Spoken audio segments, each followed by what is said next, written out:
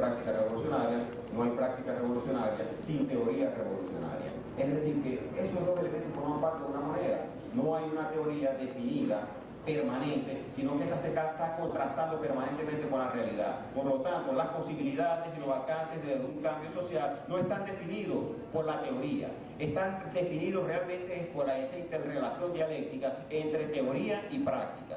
Es decir, es la propia sociedad, la propia evolución de una sociedad la que va indicando de alguna manera cuáles son las posibilidades y los alcances de un cambio o de una transformación social en una sociedad. Además de los textos, vamos a llamarlos así tradicionales, y con esto voy a terminar, para que no asuman que yo me quiero llevar todo el tiempo. Además de estos textos, están los textos nuevos que les acababa de mencionar. Les mencionaba el de Dietrich, les mencionaba el de Mesaro, Más allá del capital, y un texto que es fundamentalmente de análisis político de una señora llamada Marta Harnecker. Harnecker es interesante, ¿no? Porque Harnecker escribió un texto muy viejo en los orígenes de la discusión sobre el socialismo y el socialismo real y esas cosas. La formación económica social, algo así se llamaba el texto de Harnecker. Bien, ella escribió un texto reciente que es una revisión de todo el planteamiento de izquierda. Acaba de surgir en el tomo, creo que lo publicaron el año pasado, si no me equivoco, el año pasado o antepasado.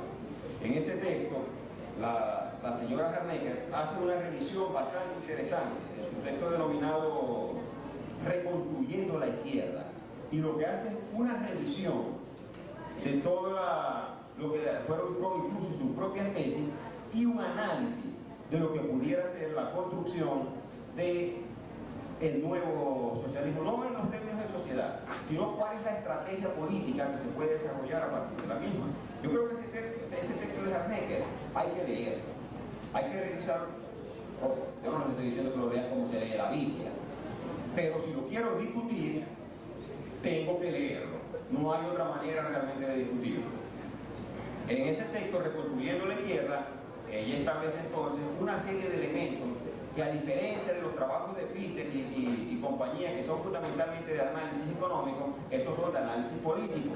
Y es lo que se hace una crítica entonces, ya no por el lado de la economía, sino por el lado fundamentalmente de la organización política, de cuál debe ser la estructuración entonces de esa nueva izquierda que que está insurgiendo en estos momentos, sobre todo en las realidades latinoamericanas.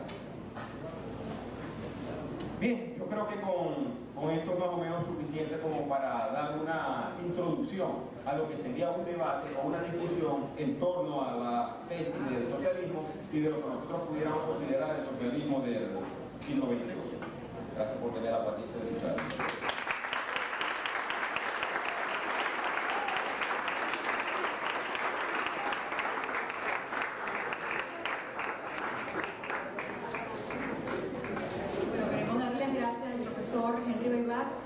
Por su disertación sobre lo que es el socialismo y por haber justamente abordado lo que es el socialismo del siglo XXI desde su perspectiva, ¿no? A continuación, el profesor Alberto Mansuetti, abogado y politólogo, exfundador del Instituto Gallup de Venezuela, vicepresidente del Rumbo Propio y presidente de la Conferencia Liberal Hispanoamericana, además de maestro bíblico. Él nos pidió hablar desde acá y bueno, vamos a darle la oportunidad para hablar sobre liberalismo.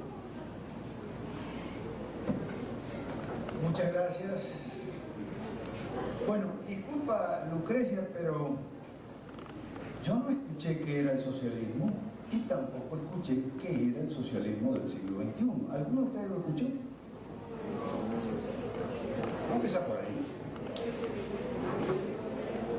Tengo media hora aquí, estoy tratando de ver las orejas. Yo todavía no escuché lo que es el socialismo, no escuché lo que es el socialismo del siglo XX. Sí escuché que el profesor Henry Ramírez no vino. Me hace acordar, fíjense, yo soy presidente de la Conferencia Liberal Hispanoamericana. El liberalismo es la filosofía política que se opone al socialismo. El liberalismo es la filosofía política que defiende el capitalismo liberal como un sistema justo, humano, productivo, eficiente, capaz de sacarnos de la pobreza.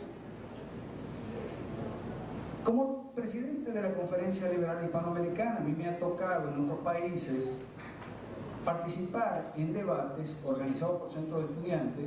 Recuerdo, por ejemplo, en la Universidad de San Marcos de Lima, uno organizado por el Centro de Estudiantes de la Economía, donde había algunos de los poquitos profesores liberales contra algunos de los enormes, de la cantidad de profesores socialistas, porque el primer gran desequilibrio es que por cada profesor liberal ustedes van a tener 100, o mejor dicho, 99 profesores socialistas. Eso es así en toda América Latina. O sea, de cada 100 profesores de economía, de ciencias políticas, derecho, de cada 100 profesores en América Latina, 99 son los que leen y citan los libros que citó el profesor Henry, Marta Karnecker, Marx, Althusser, etcétera, etcétera, etcétera. 99. O sea, hay una diferencia numérica abrumadora a favor de él. Sin embargo, yo sigo sin escuchar definir el socialismo todavía. Y eso que son abrumadoramente mayoría. Nosotros somos unas minorías pequeñitas que leemos y defendemos otros textos.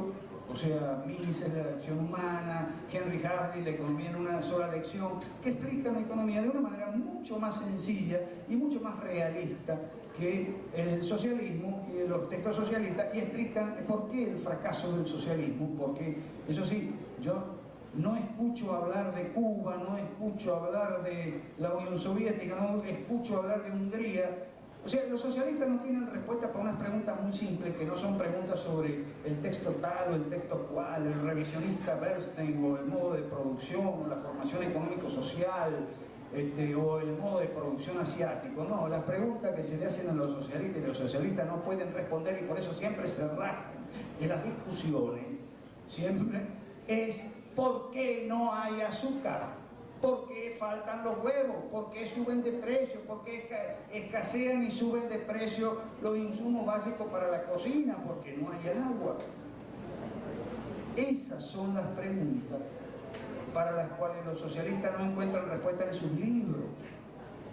En ninguno. Ni en los de Marta Karnecker, ni en los de Anthony Giddens, por supuesto en los demás. No hay.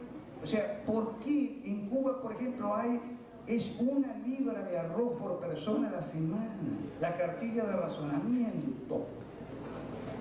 ¿Por qué no hay azúcar? ¿Por qué hay colas enormes? ¿Por qué el transporte público es tan deficiente, casi inexistente en Cuba? ¿Por qué la gente tiene que ir caminando al colegio? Porque no hay a la escuela, porque no hay transporte. ¿Por qué las edificaciones están cayendo? Esas son las preguntas para las cuales los socialistas no tienen respuesta.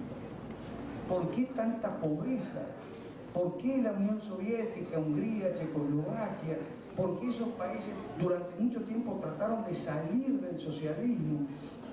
Y no podían porque la oposición estaba caudillada por líderes socialdemócratas y socialcristianos que son medio socialistas, o por lo menos son gente, imagínense ustedes, vamos a hablar claro un poquito, ¿no? Gente tipo Un Nuevo Tiempo, Primero Justicia, ellos no vienen a los debates con los socialistas. ¿Por qué? Porque los socialistas los asustan, entonces se acomplejan, miran, visitan a Karnecker y al profesor tal de la Universidad de París, y al profesor cual de la Universidad de Harvard, y entonces citan a Rawls por ahí, o citan a Anthony Giddens. Entonces tipos como Rosales o como Borges se acomplejan, se asustan, se achican, se achatan todo. Esa es la realidad.